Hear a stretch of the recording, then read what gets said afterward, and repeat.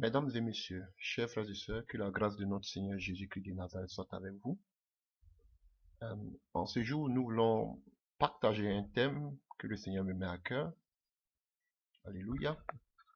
Et le thème que je voudrais partager avec vous en ce jour est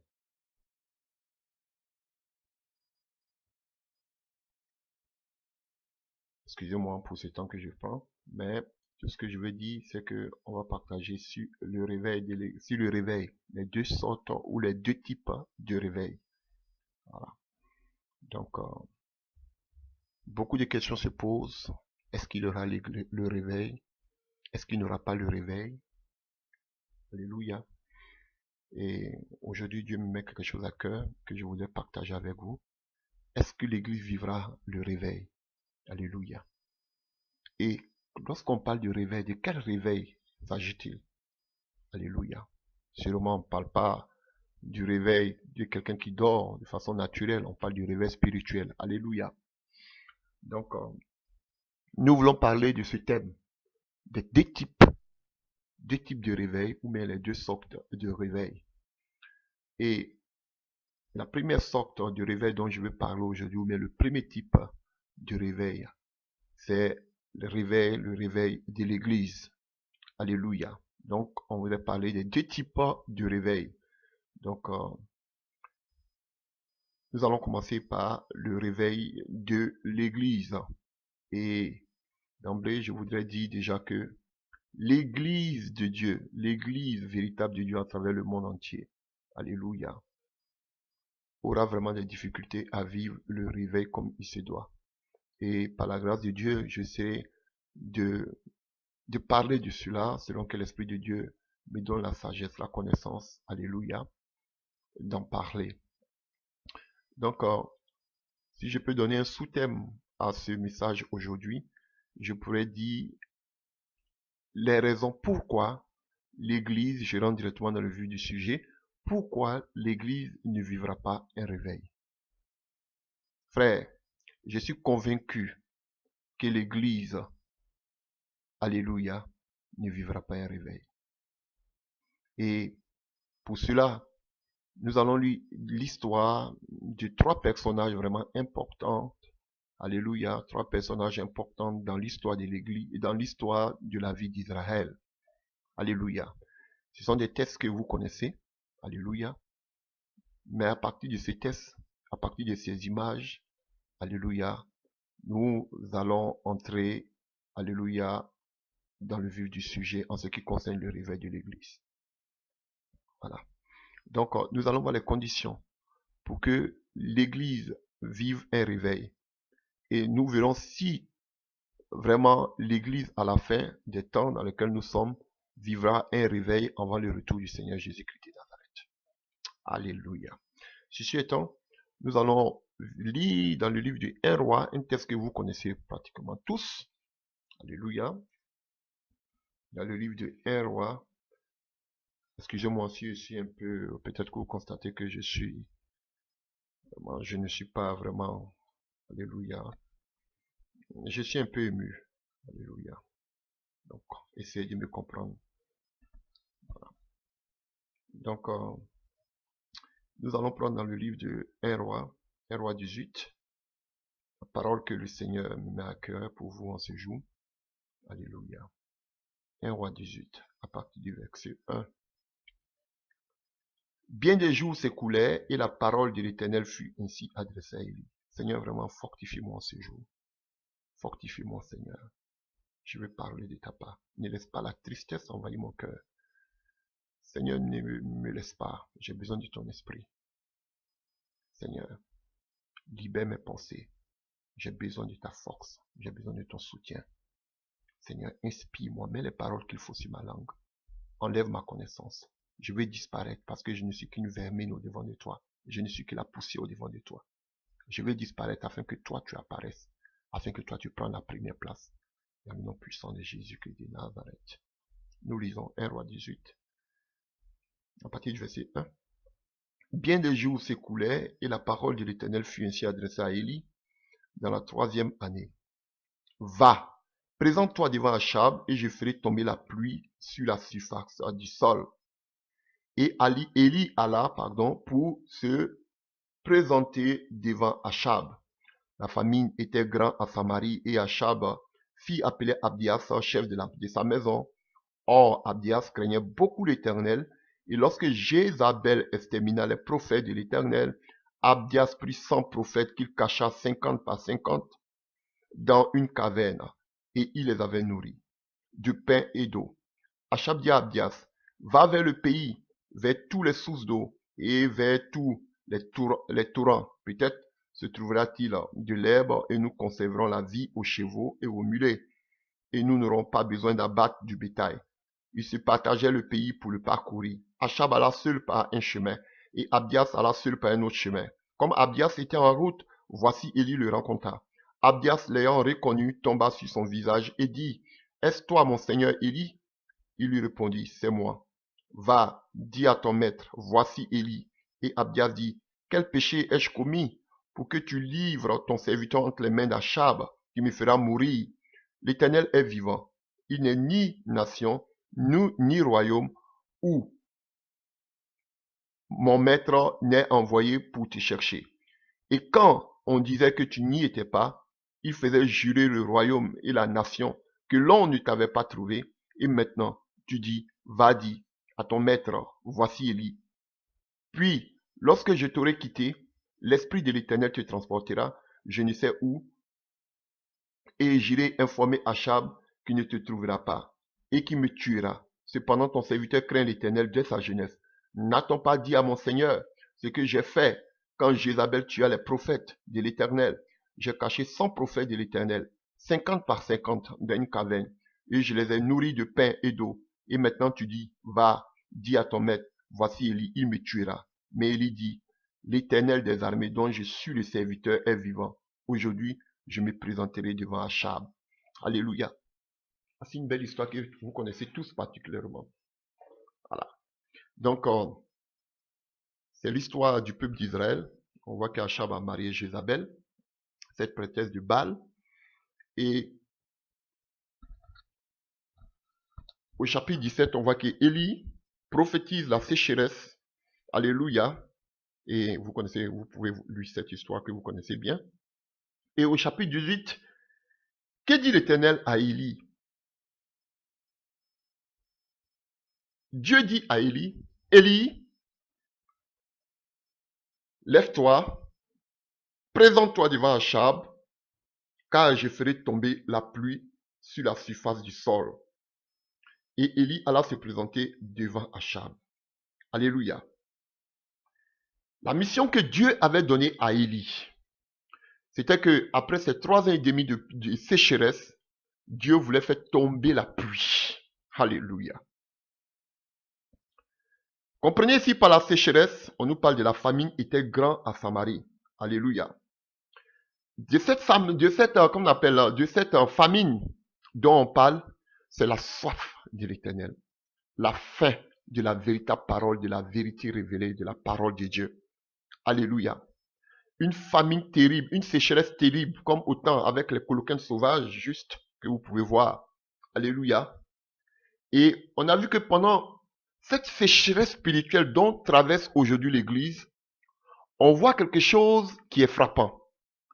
Pendant cette sécheresse, on voit une persécution terrible, alléluia, des véritables serviteurs de Dieu. Occasionnée par qui? Par Jézabel, prêtresse de Baal. Alléluia. Alors que nous savons que Baal, c'était, si vous voulez, le Dieu qu'on appelle, que ce soit de la prospérité, alléluia, du bien-être, de la grandeur, comme nous le voyons en ces jours-ci. Et on nous dit que Élie était resté, alléluia, avec le Seigneur, et le Seigneur lui donne cette mission d'aller se présenter devant Achab pendant qu'il y avait une famine en Israël. Alléluia. Et cette histoire continue pour nous dire que il rencontre Abdias, qui était le serviteur qu'on appelle de Nabal, qui était le roi d'Israël, et que il confie la tâche à Abdias d'aller envoyer le message à Achab que Dieu, il veut le croiser parce que Dieu veut faire tomber la pluie sur la surface de la terre. Alléluia. Et la réaction de ce monsieur me plaît parce qu'il dit que je ne sais d'où tu viens, je ne sais pas, je ne sais où tu vas. Tu m'envoies comme ça, tu m'amènes en péril pour me faire tuer. Alléluia. Et toi, on ne sait pas où l'Esprit de Dieu va t'envoyer. Chers frères et sœurs, je commence comme un moteur diesel, tout petit à petit jusqu'à accélérer. Alléluia. Déjà, j'ai des frissons, frère. Parce que voici un message qui nous fait beaucoup de bien, qui nous parle de la situation spirituelle d'Israël au temps du roi Achab. Une situation désastreuse, calamiteuse. Une situation où le peuple d'Israël avait abandonné son Dieu. Alléluia. Et Dieu s'est choisi un prophète qu'il envoie. Alléluia. Et si vous comprenez bien, je voudrais que nous voyons ici que la famine dont il est question ici représente la famine spirituelle dans laquelle l'Église, la famine que traverse l'Église. Alléluia. Et Dieu envoie son serviteur pour pouvoir faire tomber quoi? De la pluie. C'était la mission. Et que va faire Élie? La mission d'Élie, c'était de se présenter devant Achab pour que la pluie tombe. Mais que fait Élie? À partir du verset 16, Abdias étant allé à la rencontre d'Achab, l'informa de la chose. Et Achab se rendit au devant d'Élie. À peine Achab aperçut-il Élie qui lui dit, est-ce toi qui jettes le trouble en Israël? Élie répondit, je ne trouve point Israël, c'est toi au contraire et la maison de ton père, puisque vous avez abandonné les commandements de l'Éternel, et que tu es allé après les Baals. Fais maintenant rassembler tout Israël auprès de moi à la montagne du Carmel. Alléluia. Et aussi les 450 prophètes de Baal et les 400 prophètes d'Astarté. Alléluia. Vous voyez? Et qu'est-ce que Dieu et Élie dit? La mission que Dieu lui avait confiée, il a dévié. La mission que Dieu lui a donnée, c'était va te présenter devant Achab, je dois faire descendre la pluie. Lui, qu'est-ce qu'il fait? Il veut tellement restaurer Israël qu'il défie tous les faux prophètes d'Astarté et du Baal qui mangeaient à la table de Jézabel. Alléluia. Et qu'est-ce qui va se passer? On voit, il y a une partie qui me plaît, que je voudrais que nous puissions lire. Alléluia. On voit que tous ces prophètes se rassemblent sur le mont Carmel. Alléluia. Achab a envoyé des messages chez tous les enfants d'Israël de se rendre sur le mont Carmel. Et qu'est-ce qui se passe? On voit à partir du verset 21 que Moïse et que Élie dit au peuple, jusqu'à quand vous allez clocher des deux côtés? De quel côté il parle? Du côté du peuple d'Israël et du côté de Baal. Alléluia. Si l'Éternel est Dieu, allez après lui. Et si c'est Baal, allez après lui. Mais la Bible nous dit que le peuple ne répondit rien. Alléluia. Et la Bible dit que Élie dit au peuple, je suis resté seul des prophètes de l'Éternel. Alléluia. Chers frères, dans ce temps de vache maigre spirituelle, les véritables serviteurs de Dieu, il y a deux choses que je voudrais dire en ces fins de temps. C'est vrai que c'est un texte qui concerne Israël. Mais c'est un texte, alléluia, que quand le Seigneur me donne la projection par sa grâce, je vois que c'est un texte qui collabore avec tous ces temps difficiles que nous sommes en train de traverser, que l'Église est en train de traverser en ces derniers temps. Dans ces temps de famine spirituelle, alléluia, un des premiers aspects que nous allons remarquer, c'est la persécution des véritables serviteurs de Dieu. Alléluia. Regardez aujourd'hui tous ces faux prophètes de Baal. Frères, ce sont des gens qui n'ont pas de problème. Ce sont des gens, au contraire, qui persécutent les véritables serviteurs de Dieu comme Élie. Dans la fin de ces temps où il y a cette famine spirituelle, chers frères et sœurs, regardez, remarquez quelque chose que dit Abdias, que je ne sais d'où tu viens, où tu t'en vas, je ne sais pas où l'Esprit va t'enlever, où l'Esprit va t'envoyer. Frère, c'est ça le Saint-Esprit, le pneuma, le roua. On ne sait pas d'où vient le vent. On ne sait pas comment l'œuvre se forme. Mais Dieu est à l'œuvre. Alléluia. Les gens un véritable serviteur de Dieu ne doit pas être cerné. Je vous dis la vérité. Il ne doit pas être englouti. Voilà pourquoi Dieu nous appelle à sortir de tous ces systèmes. Alléluia. Personne ne pouvait attraper Élie.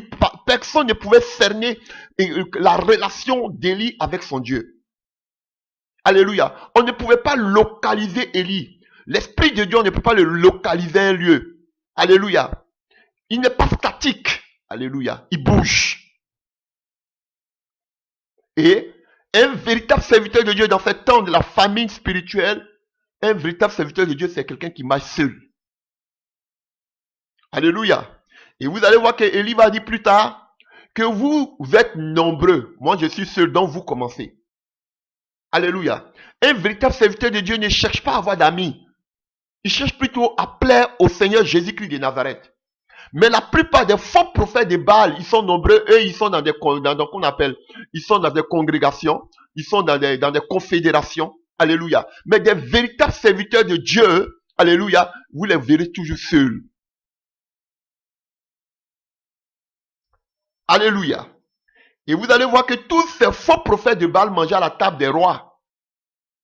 Alors que nous allons voir que Abdias, les véritables serviteurs de Dieu, dans ces temps de la fin, se nourrissaient de la parole, du pain et de l'eau. Ils ne mangeaient pas à la table, comme Daniel ne mangeait pas à la table de Nebuchadnezzar. Mais ils se nourrissaient de quoi? De la parole. Pendant que les gens, les serviteurs de Baal se nourrissaient des biens de ce monde, ils avaient pour Dieu leur gros ventre. Alléluia. Et je voudrais que vous sachiez quelque chose. Ça, c'est l'histoire d'Élie. Mais il y a deux histoires encore, alléluia, qui sont, et il y a deux rois en Israël qui ont amené un réveil terrible en Israël. Il s'agit du roi Ézéchias et du roi qu'on appelle Josias. Vous allez voir que les mêmes paroles qui sont ici, lorsqu'on va lire l'histoire de ces deux rois, c'est à peu près les mêmes histoires. Chers frères et sœurs, je vais directement. Et continuons d'abord avant que je dise ce que j'ai à dire. Alléluia.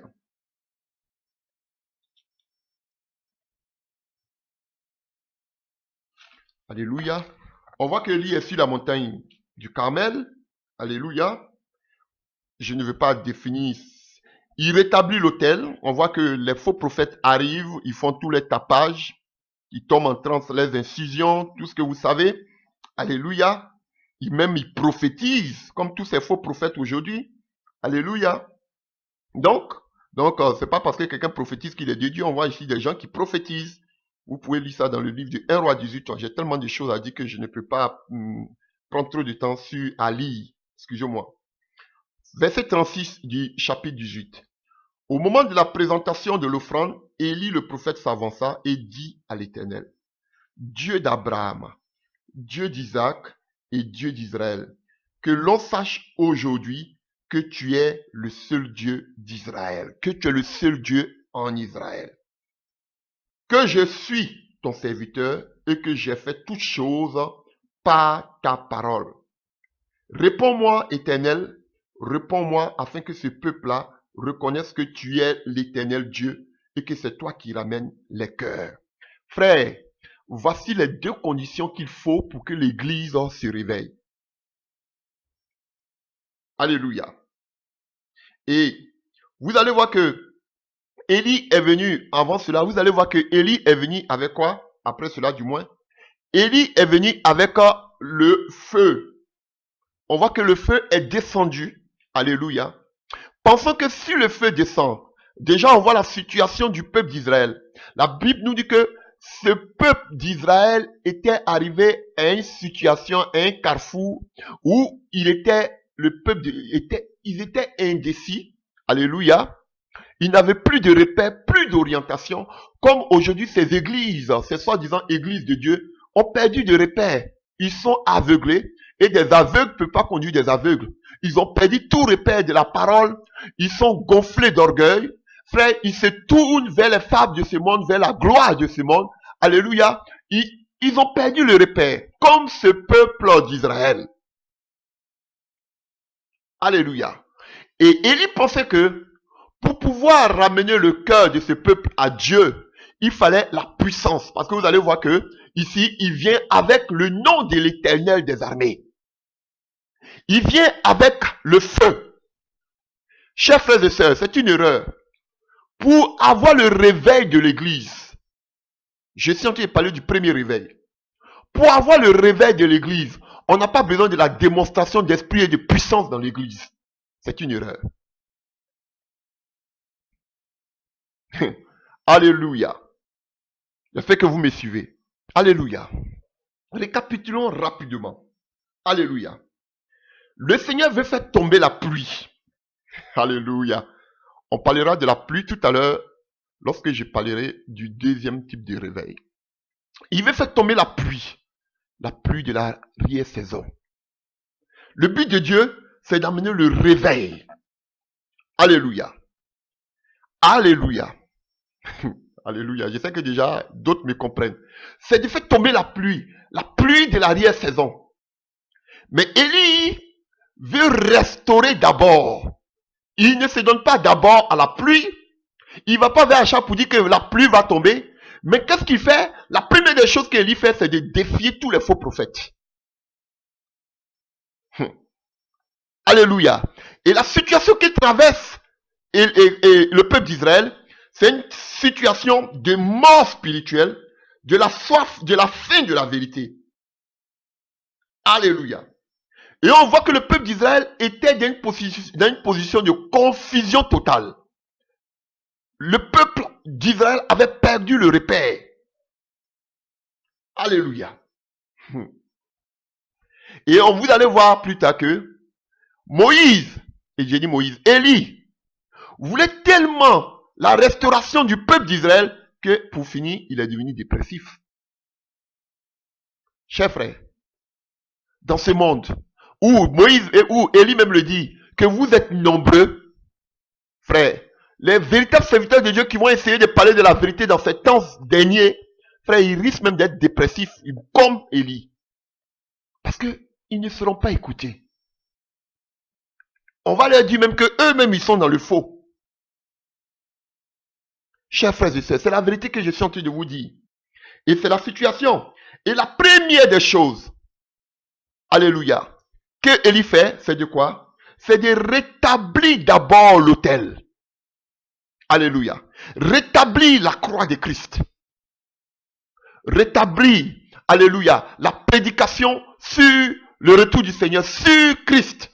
Et regardez, frère, vous allez comprendre quelque chose que le Seigneur me met à cœur. Regardez ce qu'il dit. Que tout Israël sache que tu es le seul et unique Dieu d'Israël. Que tout le peuple sache. Il y avait une situation qui prévalait ici. C'était une situation entre un Dieu unique et des dieux trinitaires. Parce que quand on parle du Baal, on parle d'Astarté, la mère, et on parle de Else. Donc déjà, voici une trinité qui était là. Et Élie voulait rétablir la divinité de Jésus-Christ de Nazareth. Montrer au peuple d'Israël qu'il y avait un seul Dieu. De l'autre côté, il y avait des faux prophètes qui croyaient qu'il y avait plusieurs dieux. Alléluia. Et si vous ne croyez pas, prenons, on va pousser un peu, prenons 1 roi 19, verset 1. Achab rapporta à Jézabel tout ce qu'avait fait Élie et comment il avait tué par l'épée tous les prophètes de Jézabel. Tous les prophètes. Alors Jézabel envoie son messager à Élie pour lui dire que les dieux me traitent dans toute leur rigueur si demain à cette heure je ne fais de ta vie ce que tu as fait de la vie de chacun d'eux. Vous voyez, elle dit que les dieux. Alors que Élie parle d'un seul Dieu unique d'Israël. Mais Jézabel, cette prêtresse de Baal, parlait des dieux. Donc elle était déjà polythéiste. Alors que Élie était monothéiste. Il croyait à un seul Dieu unique. Alors que Jézabel croyait déjà à plusieurs dieux. Frère, voici le premier combat. Oh, alléluia. Rabasharion Katawe. Chers frères, voici le premier combat qu'il faut. L'église aujourd'hui, frère, laissez-moi vous dire, la délivrance de l'église, le message que l'église a besoin d'écouter, ce n'est pas la démonstration d'esprit et de puissance. Ah, je vous dis la vérité. Il y a deux messages qui sont prophétiques, si je peux m'exprimer ainsi, pour l'église. Vous voulez voir le réveil de l'église, frère? Lorsqu'on va voir l'histoire d'Ézéchias ou l'histoire de Josias, ce sont les mêmes choses. La première des choses qu'il faut faire, frère, c'est d'abolir, de détruire, de bannir toutes ces doctrines humaines qui ont taché l'église. Ah oui, ce n'est pas la démonstration d'esprit et de puissance dans l'église qui va faire que le réveil va arriver dans l'église. Non, c'est archi faux. Élie a essayé avec la puissance. Le peuple de Dieu n'est pas revenu à Dieu. Frère, je vous dis la vérité. Élie a tué tous les prophètes de Baal, même s'il n'a pas terminé. Mais Jéhu a terminé. Mais malgré que Jéhu même a terminé, a tué tous les faux prophètes de Baal et d'Astarté, mais le peuple de Dieu d'Israël n'est pas revenu à Dieu. C'est pas le problème de tuer tous les faux prophètes qui est le problème. C'est pas ça. Si vous voulez voir le réveil de l'église, c'est pas en tuant tous les faux prophètes aujourd'hui qui parlent de la prospérité que le réveil va venir. Ce n'est pas ça. C'est faux, c'est un faux combat. Pour voir le réveil de l'église, frère, c'est pas si on utilise la puissance, la démonstration d'esprit de puissance, qu'on appelle les miracles, les guérisons, que l'église sera réveillée. C'est archi faux. Ah, frère, Dieu nous inspire par sa grâce. Alléluia. Pour avoir le réveil de l'église, il y a deux conditions, frère. Alléluia. La première condition qu'il faut pour le réveil de l'église, frère, c'est d'abolir toutes les doctrines humaines, toutes les doctrines sataniques qui sont entrées dans l'église. Alléluia. Et une des premières doctrines qu'il faut briser de l'église, pour qu'il y ait le réveil, c'est la doctrine de la Trinité. Alléluia. Cette doctrine diabolique, frère, vous voyez le combat ici, entre Élie et Jézabel. Jézabel était elle était trinitaire. Élie était pour la divinité, pour l'unique Dieu. Elle était pour plusieurs dieux. Le premier combat, c'est que Élie voulait inculquer au peuple d'Israël qu'ils ont un seul Dieu. Jézabel voulait inculquer au peuple d'Israël qu'ils ont plusieurs dieux. Voici le premier combat sur le mont Carmel. Ce n'est pas la puissance, la démonstration de puissance quand les gens parlent de Carmel, Carmel, Carmel. Sur le mont Carmel, c'était de révéler la divinité de Jésus-Christ de Nazareth. Devant ces faux serviteurs de Baal. Alléluia. Et quand vous allez prendre la vie d'Ézéchias et la vie, alléluia, d'Ézéchias et la vie de Josias, vous allez voir que c'est la même chose. Ce sont les mêmes histoires. Et voici les deux rois qui ont mené les deux plus grands réveils dans l'histoire d'Israël. Alléluia.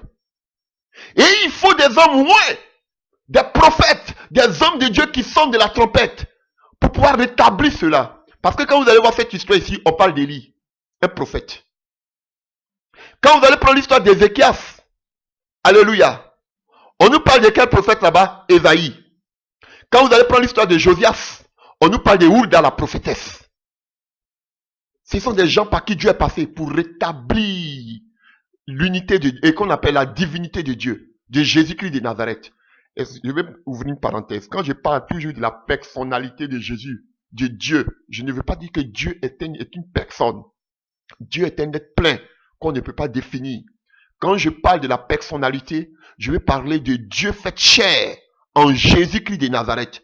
Dieu n'est pas une personne. Je vous dis la vérité. Dieu n'est pas une personne. Il nous a créé en son image, mais il est esprit, nous dit qu'on appelle Jean 4. Et que tout ce qu'il adore doit l'endurer en esprit parce qu'il est esprit. Dieu nous a créés dans l'esprit. Frère, je ne dis pas que Dieu est une personne. Peut-être c'est un abus de langage. C'est pas ce que je vais dire. Alléluia, Dieu n'est pas une personne. Dieu est un être plein. Alléluia. Qu'on ne peut pas contenir, on ne peut pas mesurer, ainsi de suite. Alléluia. Quand je parle de personnalité, je parle de ce Dieu grand qui a pris une chair humaine, qui est venu sur la terre. Quand je parle de personnalité, je veux parler de la personnalité de Jésus-Christ, de Dieu fait chair, qui est devenu une personne humaine comme nous. Alléluia. Semblable à nous, qui pouvait pleurer, qui pouvait manger, qui pouvait avoir aussi des sentiments. C'est ce que je dis. Je ne dis pas que Dieu est une personne. Parenthèse. Alléluia. Donc, chers frères, oh, alléluia. Continuons. Alléluia.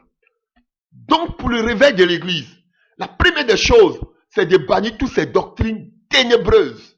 Et une de ces doctrines, c'est la doctrine de la Trinité, dont Élie a combattu. Élie pensait que s'il travaillait par le feu dans l'Église, l'Église allait être réveillée. Il a échoué.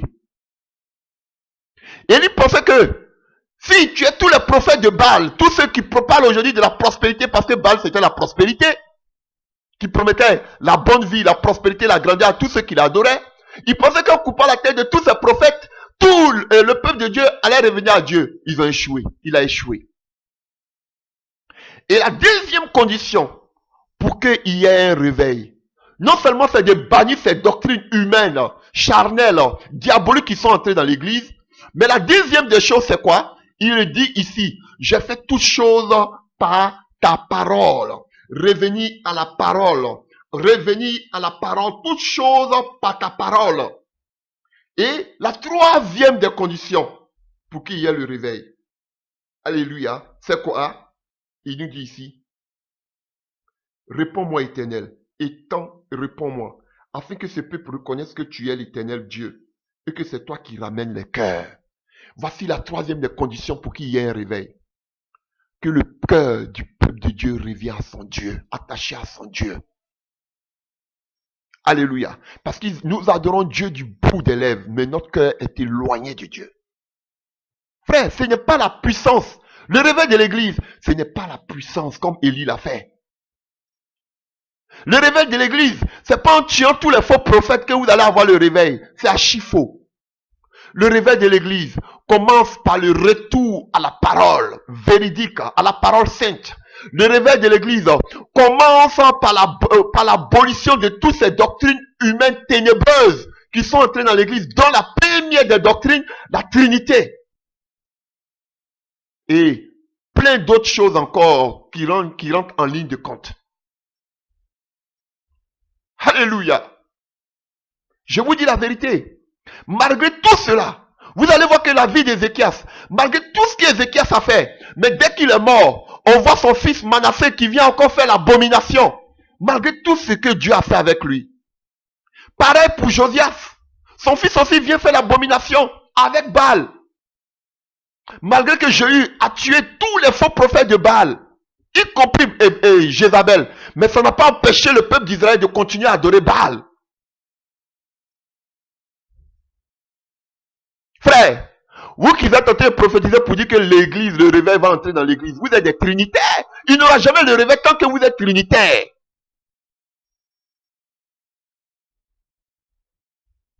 Alléluia. Élie jurait par le Dieu unique. Jézabel jurait par plusieurs dieux.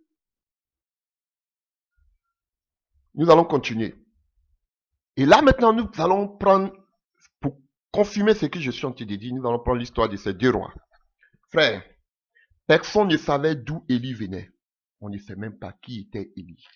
Frère, les véritables serviteurs de Dieu, vous ne pouvez pas les cerner. Alléluia. D'autres vont dire, mais qui est les pères spirituels? D'où ils viennent? Ils ont construit combien d'églises? Quel est leur palmarès? Alléluia. Quel est leur curriculum vitae? Mais ceux-là, d'où viennent-ils, frère? On ne savait pas d'où Élie venait, mais il était un homme audacieux, rempli de zèle, qui pouvait dire à Achab, c'est toi et la maison de ton père qui s'aimait le trouble. Alléluia. En Israël. Alléluia.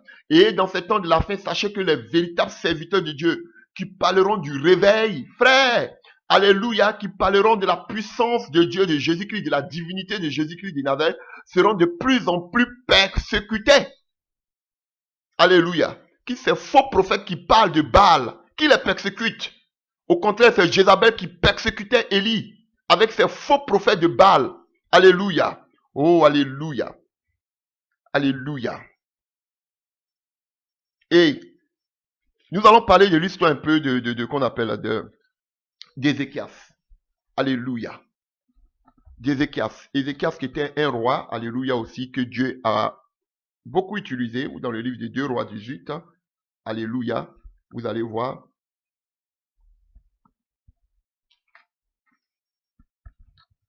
Et 1 roi 18. Je vais faire une seule vidéo, que Dieu me permette cela.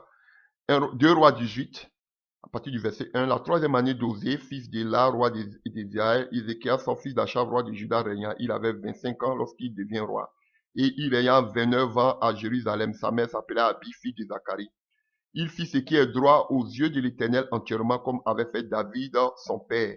Il fit disparaître les hauts lieux, brisa les statues, abattit les idoles et mit en pièces le serpent des reins que Moïse avait fait par les enfants d'Israël. D'Israël avait jusqu'alors brûlé des parfums devant lui. On l'appela Nehushan. Il mit sa confiance en l'Éternel, le Dieu d'Israël. Alléluia. Parmi tous les rois de Juda qui viennent après lui ou qui précèdent, il n'y a eu point de semblable à lui. Il fut attaché à l'Éternel et ne se détourna point de lui. Il observa les commandements de l'Éternel que l'Éternel avait prescrits à Moïse. Et l'Éternel fut avec Ézéchias, qui réussit dans toutes ses entreprises. Alléluia. Alléluia. Donc vous voyez, on nous parle d'Ézéchias qui craignait Dieu. On dit que vraiment il n'y avait pas de roi comme lui. Alléluia. Mais vous voyez, la première des choses que Ézéchias qui craint Dieu a fait quand il est arrivé, a fait la première des choses, alléluia, c'est d'abattre tous ces idoles. C'est ce que je suis en train de dire. Pour avoir le réveil de l'église, c'est de détruire toutes ces idoles. Alléluia. Tous ces idoles taillées. Il a fait disparaître les hauts lieux, brisa les statues, abattu les idoles. Même le serpent des reins que Moïse avait fait. Alléluia. Le peuple d'Israël, je vous dis, malgré tout ce qu'Élie a fait, malgré tout ce qu'Élisée et Jéhu ont fait, alléluia, je vous dis, malgré tout ce qu'ils ont fait, mais ça n'a pas empêché au peuple d'Israël de continuer dans l'idolâtrie. Même le serpent des reins que Moïse avait fait, ils ont continué à adorer. Et quand Ézéchias est venu, il a tout détruit. C'était un homme vraiment qui craignait Dieu. Alléluia. Et que nous dit la parole de cet homme? Que nous dit la parole concernant cet homme? Au verset 13 du 2 rois 18. La 14e année, le roi Ézéchias, du roi Ézéchias, Sanchérib, roi d'Assyrie, monta contre toutes les villes fortes de Juda et s'en empara. Alléluia. Ézéchias, roi de Juda, envoya dire au roi d'Assyrie à Lachis, j'ai commis une faute, éloigne-toi de moi, et ce que tu m'imposeras, je le supporterai. Et le roi d'Assyrie imposa à Ézéchias, roi de Juda, 300 talents d'argent pour l'argent qui se trouvait dans la maison de l'Éternel et dans les trésors de la maison du roi. Alléluia. Même ce qui était dans le temple, il a envoyé tout cela au roi d'Assyrie pour que le peuple d'Israël et de Juda ait la paix. Au verset 17.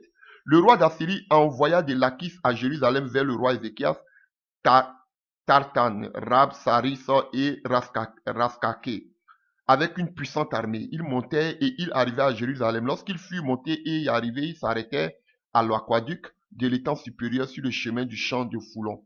Il appelait le roi et Eliakim, fils de Hilkia, chef de la maison du roi, se rendit auprès d'eux avec Sebna, le secrétaire, et Joach, fils d'Azaph, l'archiviste.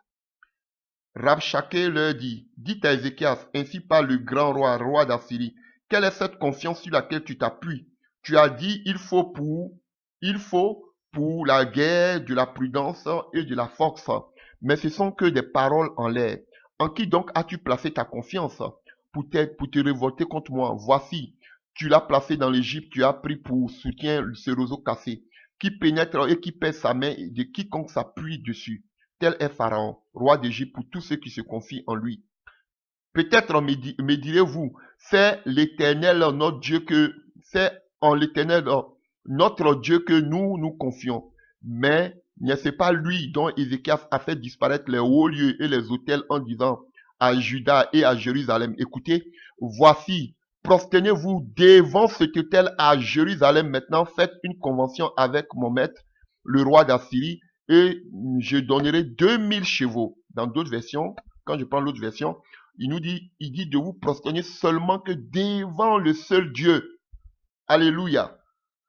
Alléluia. Et nous continuons au verset 25. Est-ce dans la volonté de l'Éternel que je suis monté contre ce lieu pour le détruire? L'Éternel m'a dit, monte contre ce pays pour la détruire. Vous voyez, des envoyés du roi d'Assyrie, il vient dire, décourager le peuple d'Israël à ne pas adorer le véritable Dieu d'Israël, mais d'adorer d'autres dieux. Et qu'est-ce qu'il dit? De se rendre au roi d'Assyrie. Et qu'est-ce qu'il dit encore d'autre? Il dit que l'Éternel, le Dieu d'Israël, lui apparaît pour dire qu'il doit venir détruire cette ville. Vous voyez? Et qu'est-ce qu'il fait? Il parle même dans les langues aramiennes pour pouvoir décourager tous ceux qui étaient là. Alléluia. Je continue. Vous pouvez le lire, c'est beaucoup de choses parce que je ne vais pas m'attarder. Mais pourquoi je le dis? Parce que ici, vous allez voir que même Ézéchias aussi voulait que le peuple d'Israël revienne à Dieu de tout son cœur et il voulait imposer au peuple d'Israël qu'ils ont un seul Dieu. Alléluia. Nous continuons. Je vais prendre un autre passage. Car ainsi parle le roi d'Assyrie, faites la paix avec moi, rendez-vous à moi, et chacun de vous mangera de sa vigne et de la vigne et de son figuier, et chacun boira de l'eau de sa citerne, jusqu'à ce que je vienne et que je vous amène dans un pays comme le vôtre, d'un pays de blé, de vin, un pays de pain et de vigne, un pays d'olivier, d'huile et de miel, et vous vivrez et vous ne mourrez point. N'écoutez donc point Ézéchias, car il pourrait vous séduire en disant, l'Éternel nous délivrera. Les dieux des nations ont-ils délivré chacun de ces pays de la main du roi d'Assyrie?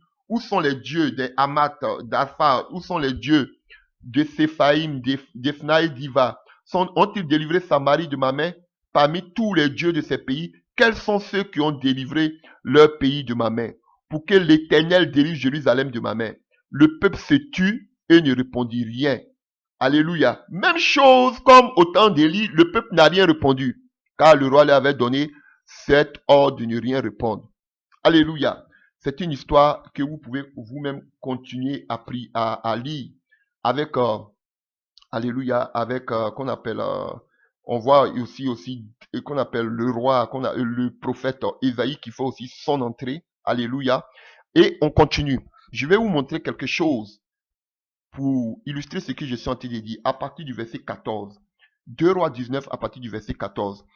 Ézéchias, et après cela, ils ont envoyé une lettre. Le roi de Syrie maintenant a envoyé une lettre maintenant à Ézéchias. Lisons cela. Ézéchias prit la lettre de la main des messagers et la lut. Puis il monta à la maison de l'Éternel et la déploya devant l'Éternel à qui il adressa cette prière. Éternel Dieu d'Israël, assis sur les chérubins, c'est toi seul qui es le seul Dieu de tous les royaumes de la terre. Vous voyez, la chose qu'Élie a essayé de reproduire avec le peuple d'Israël, c'est la même chose que Ézéchias reproduit ici. Ézéchias aussi veut montrer au peuple d'Israël qu'ils ont un seul Dieu. Alors que les Assyriens veulent montrer au peuple d'Israël qu'il y a plusieurs dieux. C'est le même combat. Vous voyez? C'est de briser tous ces idoles, en voulant briser aussi la Trinité. Mais on voulait leur imposer la Trinité. Il dit non, tu es le seul Dieu de tous les royaumes de la terre. Alléluia. Incline ton oreille et écoute, Éternel. Ouvre tes yeux et regarde. Entends les paroles de Senchérib qui a envoyé Rabsaké pour insulter le Dieu vivant. Vous voyez? Même parole que Élie dit, parle du Dieu vivant, c'est la même parole que utilise aussi le roi Ézéchias pour insulter le Dieu vivant. Il est vrai, ô Éternel, que les rois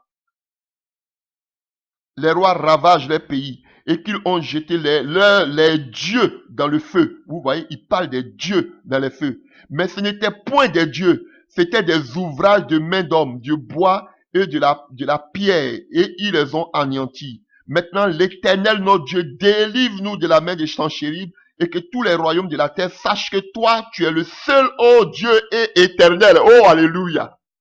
Vous voyez, frère? Vous pensez que c'était des guerres simples, mais c'était des guerres. Chacun voulait imposer son Dieu. Vous voyez, on a vu l'histoire de Jézabel, maintenant on voit les Assyriens qui veulent venir imposer leur Dieu à Israël. Mais on voit que ici, encore, quelque chose dit, Ézéchias dit, il faut leur montrer que tu es l'unique Dieu, le vrai Dieu, le seul vrai Dieu. Frère, vous ne pouvez pas me parler du réveil, de puissance de Dieu alors que vous êtes des trinitaires. Je vous dis la vérité, de quel réveil vous parlez? Élie essayait le feu pour le réveil, ça n'a pas marché. Le peuple, le cœur de Dieu n'est pas revenu à Dieu. Je vous dis la vérité.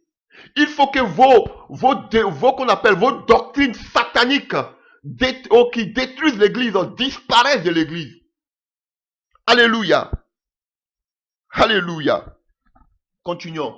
Et là maintenant, ça c'était Ézéchias. Maintenant, allons-y parler de Josias. Vous allez comprendre. Oh, alléluia. Ce n'était que seulement que des ouvrages de mains. Mais toi, Dieu, tu es le véritable Dieu. Alléluia.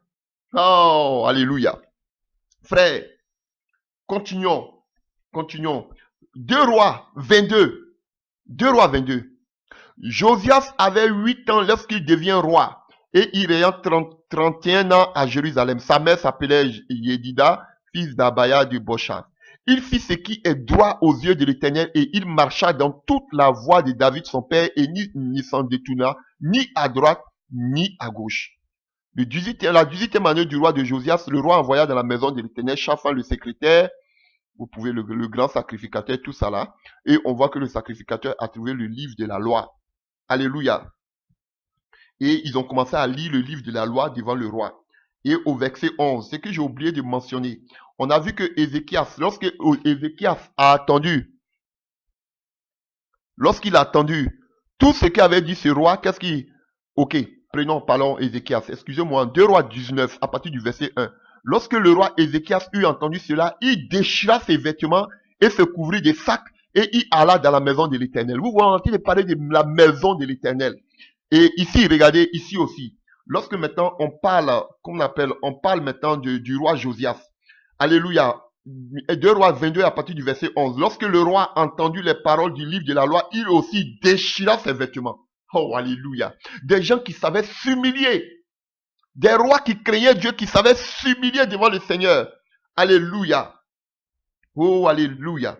Donc, chers frères, et il a demandé à ce qu'on cherche un prophète, quelqu'un qui craint Dieu. Et quand vous allez prendre à partir du verset 14, le sacrificateur Ikia, Ashikama, Akbor, Shaftan et Azaya allaient auprès de la prophétesse Hulda, femme de Shalom, fils de Tiva, ok. Alléluia, pour consulter l'Éternel. Alléluia. Donc vous avez compris, chers frères et sœurs, et maintenant on va voir que cette femme-là va leur donner les révélations de Dieu. Alléluia. Et regardez ici, c'est que la parole de Dieu nous dit, on continue. Alléluia. Dites à l'homme qui vous a envoyé. Oh, j'aime cette parole. Vous voyez, c'est Hulda qui dit cela. Elle dit, partez, dit à l'homme qui vous envoyait. Elle n'a même pas dit, allez-y, dit au roi. Alléluia. Et quand vous allez lire l'histoire aussi d'Ézéchias, vous allez voir la réaction. Quand il a envoyé et puis ce sont des rois qui envoient des gens vers des véritables prophètes. Vous allez voir aussi que lorsque, qu'on appelle, le roi Ézéchias envoie des gens vers le prophète Ésaïe, dans le, qu'on appelle 2 Rois 19. Alléluia. On lit ça ici. 2 Rois 19, verset 1. Le roi Ézéchias eut entendu cela, il déchira ses vêtements, se couvrit d'un sac et alla dans la maison de l'Éternel. Il envoya Éliakim, chef de la maison du roi, Shebna, le secrétaire, et les plus anciens des sacrificateurs couverts du sac vers Ésaïe, le prophète, fils d'Amoz. Et il lui dit, voici les paroles d'Ézéchias, ce jour, ainsi de suite. Alléluia. À partir du verset 5, les serviteurs du roi Ézéchias allaient donc auprès d'Isaïe et Ésaïe leur dit, voici ce que vous direz à votre maître. Alléluia. Ézéchias dit, Ésaïe dit, allez-y dire à Ézéchias, votre maître. Pourtant, c'était un roi. Et ici, la prophétesse Hulda dit quoi? Allez-y dire à l'homme qui vous envoie. Voici des prophètes qui ne dépendaient pas des rois. Ils s'en foutaient, ils respectaient les rois, mais ils ne dépendaient pas des rois. Comme ces faux prophètes aujourd'hui, qui dépendent de ces impies, de qu'on appelle de gouvernants, alors qui dépendent de ces présidents, de ces ministres. Alléluia. Mais regardez comment ils traitent les rois. Cet homme qui vous a envoyé, votre maître. Alléluia. Alléluia. Et on voit que, revenons sur Ézéchias, au chapitre 2 Rois 22, à partir du verset 15. Après qu'il leur eut parlé, elle leur dit, ainsi parle l'Éternel, le Dieu d'Israël. Dites à l'homme qui vous a envoyé vers moi, ainsi parle l'Éternel, voici, je vais faire venir des malheurs sur ce lieu et sur les habitants selon toutes les paroles lues du livre que tu as lu, qu'a lu le roi de Juda, parce qu'ils m'ont abandonné et qu'ils ont offert des parfums à d'autres dieux. Ah, Dieu ne joue pas, frère, avec son honneur. Dieu ne joue pas avec sa divinité. C'est un Dieu jaloux. Frère, vous voyez, le fait qu'ils ont offert des parfums à d'autres dieux, Dieu est dans tout son courroux, afin de mériter par tous les ouvrages de leurs mains. Ma colère s'est enflammée contre ce lieu, et elle ne s'étendra point. Alléluia. Vous comprenez? Donc, nous continuons. Et on voit ici que le roi Josias a fait une alliance avec le peuple d'Israël. Alléluia. Par rapport à la parole. Regardez, la même action qu'a fait Élie, c'est la même action qu'a fait Ézéchias, c'est la même manière qu'a fait Josias. Reprenons. À partir du verset 4. 2 Rois 22 à partir du verset 4. Le roi ordonna à Hikilia, le grand sacrificateur, aux sacrificateurs du second ordre, et à ceux qui gardaient le seuil de sortie du temple de l'Éternel, tous les ustensiles qui avaient été faits pour Baal. Vous voyez, c'est dans le temple, hein, dans le temple de Christ, dans le temple de Dieu du moins. Alléluia. Qu'il va enlever toutes ces œuvres occultes qu'il y avait. Vous ne pouvez pas parler de réveil de l'église si l'église est encore tachetée. Si l'église est encore, comme on appelle, quel mot je peux trouver, est polluée de toutes ces doctrines diaboliques humaines. Mais vous ne pouvez pas. Frère, on parle du temple de l'église ici. Alléluia, on parle du temple. Alléluia. Écoutez. Il donnait l'ordre à ceux qui gardaient le seuil de sortie du temple de l'Éternel, tous les ustensiles qui avaient été faits pour Baal, pour Astarté, et pour toutes les armées des cieux. Et il les brûla hors de Jérusalem, dans les champs du Cédron. Et il fit porter de la poussière à Bethel. Il chassa les prêtres des idoles, établis par les rois de Juda, pour brûler les parfums sur les hauts lieux, dans les villes de Juda, aux environs de Jérusalem. Et ceux qui offraient des parfums à Baal, au soleil, à la lune, au zodiaque, vous comprenez, hein? Et à toute l'armée des cieux, il sortit de la maison de l'Éternel, l'idole d'Astarté. Tout cela était dans l'église. Tout cela était dans la maison de Dieu. Et vous parlez de quel réveil? Fallait qu'il amène le réveil, mais avant d'amener le réveil, la première des choses, ils ont écouté d'abord la parole qui a ramené les cœurs. La parole véritable. Et la deuxième des choses, ils ont déchiré les vêtements en signe d'humilité. Et la troisième des choses, qu'est-ce qu'ils font? Maintenant, ils ont commencé à enlever tous ces idoles de leur cœur, tous ces idoles des temples. Alléluia. Toutes ces doctrines humaines. Alléluia. Qu'il transporta hors de Jérusalem vers le torrent de Cédron. Et il les brûla au torrent de Cédron. Et la réduisit en poussière. Et il en jeta la poussière sur les sépulcres des enfants du peuple. Il abattit les maisons de prostitution qui étaient dans la maison de l'Éternel. Quelle abomination! Il y avait même des maisons de prostitution dans la maison de l'Éternel. Comme aujourd'hui dans vos églises, il y a la prostitution, où ces pasteurs abusent de ces femmes mariées. Ces pasteurs abusent, sodomisent ces petites filles. Alléluia. La prostitution qui se passe dans l'église, où ces pasteurs ne sont même pas mariés, mais ils sortent avec toutes ces femmes. La prostitution spirituelle dans les églises aujourd'hui. Alléluia. Du copinage. Voilà. C'est la prostitution qui était dans l'église. La Bible dit qu'il a aboli toutes ces maisons de prostitution qui étaient... Imaginez que dans la maison de l'Éternel, il y avait des prostituées. Et où les femmes tissaient des tentes pour Astarté. Parce qu'il fallait il y avait qu'on appelle la prostitution sacrée. Astarté, il y avait le culte d'Astarté dans les temples. Comme ça s'est fait aujourd'hui. Alléluia. L'impudicité à outrance, l'adultère à outrance dans ces églises. Et vous parlez de quel réveil? On pensait que quand on parle de réveil, vous voyez seulement la puissance de Dieu. Non, ce n'est pas la puissance de Dieu. Élie a amené le feu, c'était pas la solution. Je vais vous dire où on a besoin de la puissance de Dieu. Lorsqu'on parlera du deuxième réveil. Alléluia. Il fit venir tous les sacrificateurs des villes de Juda. Ils fuyaient les hauts lieux où les sacrificateurs brûlaient les parfums, depuis Geba jusqu'à Beersheba. Et il renversa les hauts lieux des portes, celui de la ville et celui qui était à gauche de la porte de la ville. Toutefois, les sacrificateurs, les hauts lieux toutefois, les sacrificateurs des hauts lieux ne montaient pas à l'autel de l'Éternel, à Jérusalem. Vous voyez, tous ces faux prophètes n'avaient pas le droit de monter dans la maison de Dieu. Combien de faux prophètes aujourd'hui ont des bâtiments, de grandes salles avec beaucoup de sièges, beaucoup de membres. Alléluia. Mais ils mangeaient des pains sans levain au milieu de leurs frères. Le roi fouilla Tophek dans la vallée des fils de Himnon, afin que personne ne fît plus passer son fils ou sa fille par le feu à l'honneur de Moloch. Alléluia. Où il y a les sacrifices humains. Comme beaucoup de faux pasteurs, faux prophètes font des sacrifices humains, travaillent avec le sang. Il a aboli tout cela. Il fit disparaître de l'entrée de la maison de l'Éternel. Vous avez vu que tout ça, c'est la maison de l'Éternel. Toutes ces doctrines, ces idoles ténébreuses. Il fit disparaître de l'entrée de la maison de l'Éternel les chevaux que les rois de Juda avaient consacrés au soleil. Il y a des abominations. Alléluia. Près de la chambre de l'eunuque Néphat-Mélec, qui demeurait dans le faubourg. Et il brûla de feu les chars de soleil. Le roi, j'ai tout souligné, donc je ne vois même pas, le roi démolit les autels qui étaient sur le toit, même sur le toit, frère, de la chambre haute d'Akaz, et que les rois de Juda avaient fait, et les autels qu'avait fait Manassé, alléluia, le fils d'Ézéchias. Malgré qu'Ézéchias a fait tout cela, mais Manassé, son fils, est venu à continuer encore à adorer Baal. Frère, je vous dis la vérité, dans les hauts lieux, dans le pavis de la maison de l'Éternel, après les avoir brisés et enlevés de là, il en jeta la poussière dans le torrent. Frère, le Cédron, le roi fouilla les hauts lieux. Les hauts lieux qui étaient à face de Jérusalem. Alléluia.